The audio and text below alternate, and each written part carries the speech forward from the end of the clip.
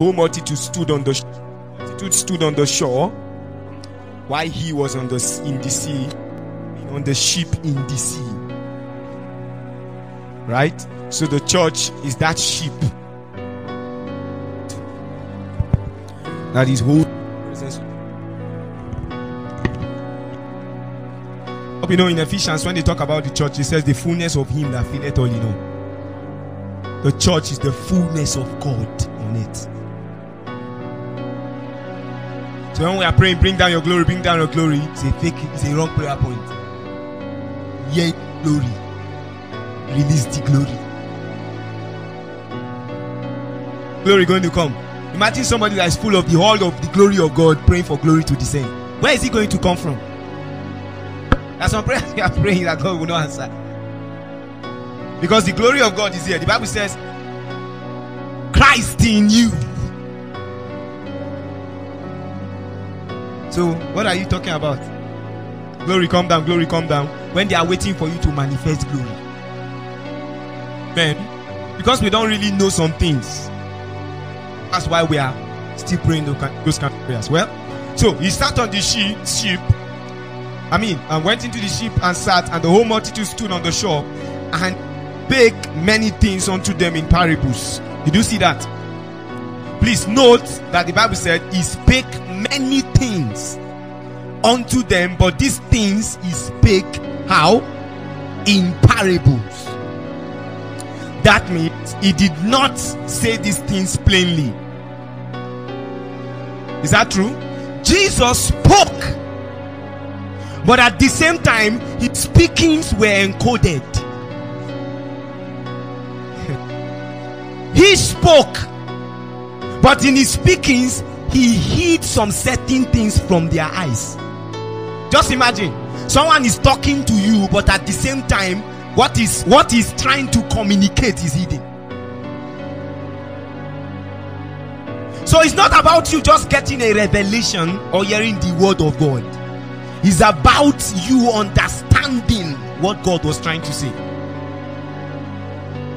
The spirit of revelation, or when you have a revelation from God, what happens is that you get a dream, you see something, you heard something, but you may hear something and see something and not understand what you saw. Do you know that? The Bible says one of the signs in Job that God is greater than man is that he can reveal something to them in a dream and lock up the understanding. He can reveal something to you, and at the same time he will lock up your understanding. Part of the reasons why he does that is so that men will seek him. Men will come to him and begin to look at me. Not many men come back to seek. That's the problem we're having. So he speaks, he reveals, but few men qualify to be kings. It is the glory of God to conceal a thing. It is the honor of kings to search out the matter.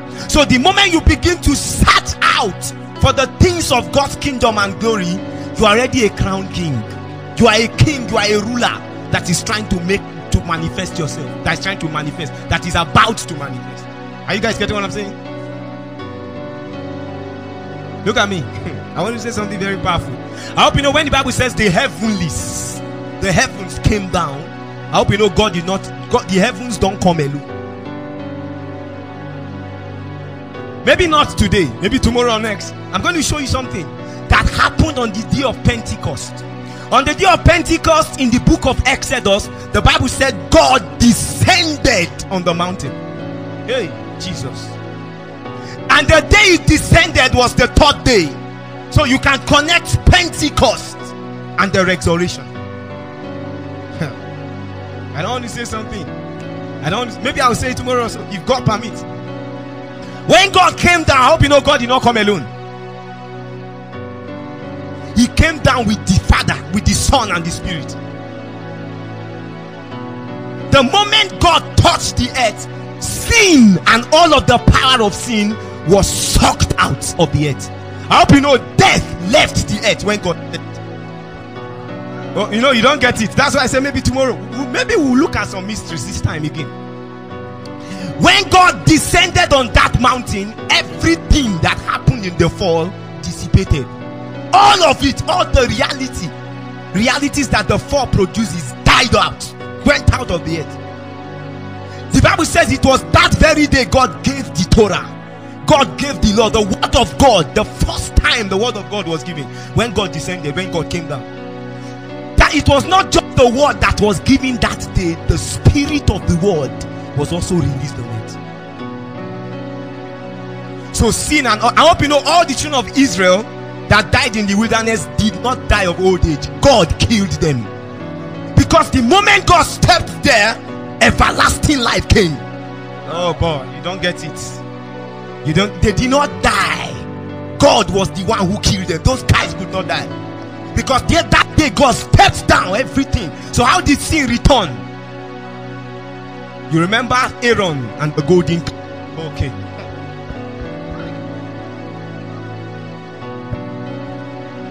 How do you remember Aaron and the golden calf? Idolatry began to bring back those systems again. Well, that's why God hates idolatry. Well, okay. He said, you shall not raise any image to the king, God of heaven, queen of heaven. Let's leave that. Ooh, look at that. So Jesus was saying some things, revealing mysteries and secrets, but at the same time they were hidden. So that means you can have a dream and don't understand what you saw. Some of you may use your head, that you didn't still understand what you just saw in the dream. You may hear a word from God and don't understand what you had. So why Jesus was speaking in parables to them was because he was trying to hide some mysteries of the kingdom in those statements, but he was saying it. So he was talking, but at the same time he was hiding. When God speaks and hides,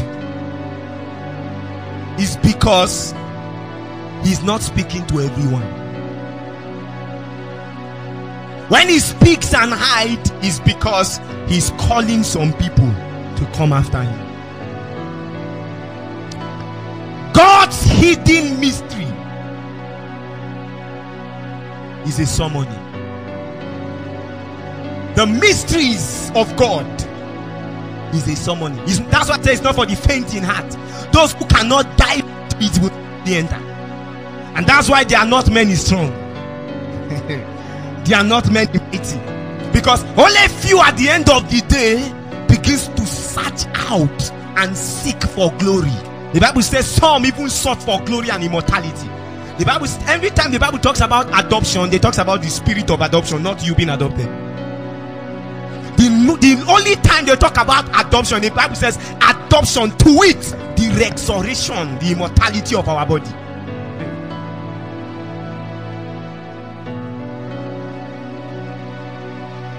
Maybe that's not now.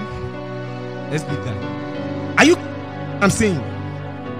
So Jesus spoke, but he was speaking in parable. And so I went out to sow, and he finished everything. And then verse 10 now says, and the disciples came and said unto him, why speaketh to them in parables? Why are you communicating these things in parables? He answered and said unto them, it is given unto you, it is given unto you to know the mysteries, the hidden truth of the kingdom, right? But to them it is not given. That means to know the mystery of the kingdom, it has to be given to you. It's a privilege, it's an honor God confers on you. Call upon me and I will answer you. That means those who begins to call upon him, he answers. How does he answer? He begins to show them great and mysterious things which they don't know. Are you getting, guys getting what I'm saying? So they give people, they qualify people to decode secret kingdom mysteries. Hallelujah. Hello. Okay, look at what he now says. He says, for whosoever has, to him shall be given. Did you see that? That means some certain people can qualify themselves by having,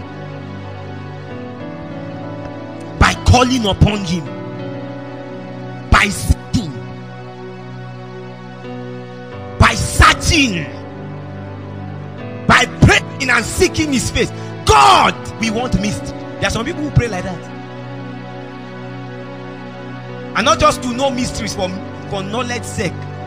Knowledge proof up. Did you see the mystery of all his love? But love edify it. So it's not for just to be releasing. It's because you want to see manifest.